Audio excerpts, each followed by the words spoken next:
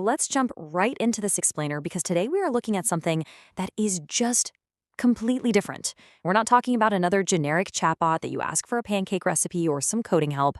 No, we're diving into a completely new way to interact with your own knowledge. We are talking about Google's NotebookLM, and specifically how it's engineered to conquer a massive problem we literally all face every single day: information overload. I mean, think about your daily routine for a second. How much of the media you consume do you actually truly remember? We all have that chaotic desk covered in sticky notes, right? Or those 30 browser tabs you probably have open right now. Every single day, we're just flooded. Articles, massive PDFs, hour-long videos, dense research papers. We consume and consume, but our actual retention of all this massive amount of data is frankly broken. You read a brilliant, comprehensive report on Monday, and by Friday, you're struggling to recall even the 3 main takeaways. And that brings us to the core issue: information overload. We are absolutely drowning in it. What we desperately need in the modern era isn't just a bigger hard drive. We don't need a better folder structure on our desktop. What we actually need is a second brain, a system that doesn't just store our endless piles of data, but understands it perfectly.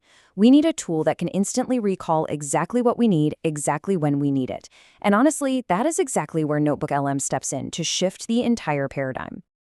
Which leads us to Section 1, the hallucination problem. Before we can really grasp why NotebookLM is such a game changer, we gotta talk about the elephant in the room with current AI: its tendency to just confidently lie to you. Think of standard AI as this massive, cloudy library. The librarian there has read almost everything on the entire internet. Which sounds amazing until you realize that sometimes that librarian just makes things up to please you. If you ask a standard AI a highly specific question about your own unique research, it might just guess the answer and present that guess as absolute fact.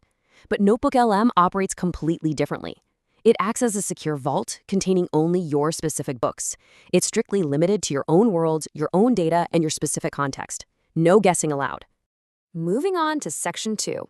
Enter source grounding.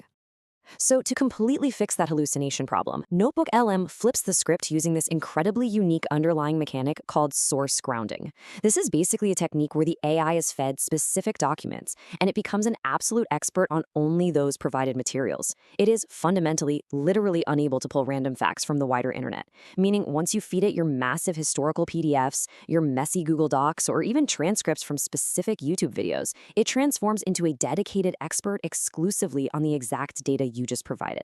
It only knows the world you give it. And the workflow is incredibly simple. First, you just upload your documents.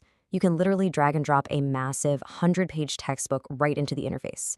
Next, the AI instantly goes to work. It becomes your dedicated expert, generating a summary, a timeline, and a study guide almost instantly. But here is the absolute best part, the real kicker. You get exact citations. The AI actually shows its receipts. Every single claim it makes is cited directly back to your original texts with these little clickable numbers. You click the number, and it highlights the exact sentence in your PDF. There is no more guessing, and no more wasting 20 minutes double-checking if the AI is making things up. All right, Section 3, the viral audio feature.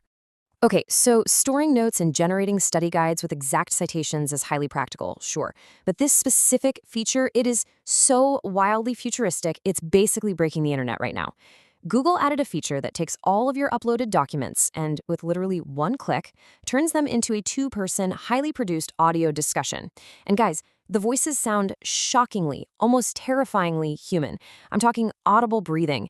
The AI hosts actually interrupt each other to agree or debate a complex point. They even use conversational filler words like and you know and like. It's wild.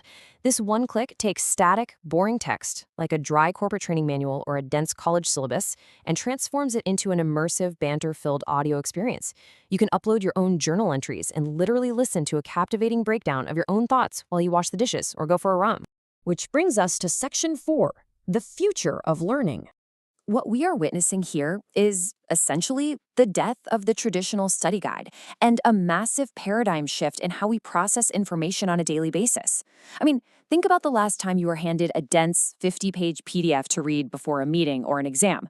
Why painfully trudge through those 50 pages line by line, just hoping you retain the information, when a personalized AI can instantly extract the most important core concepts?